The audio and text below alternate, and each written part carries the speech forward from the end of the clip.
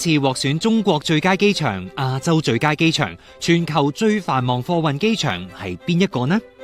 當然係香港國際機場。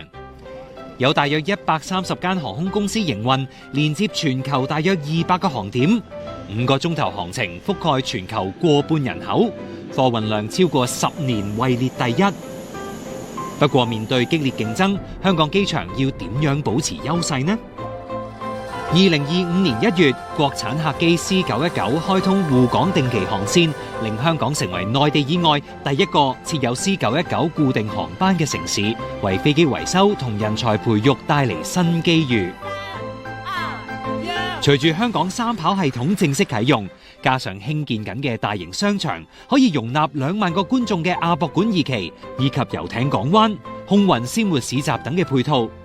呢度將會成為集旅遊、商業、休閒為一體嘅綜合航天城，為經濟帶嚟新增長動力。從啟德到赤鱲角，從城市機場到機場城市，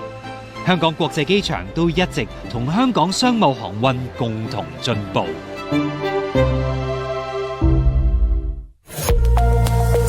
融入國家發展，鞏固國際優勢，團結香港，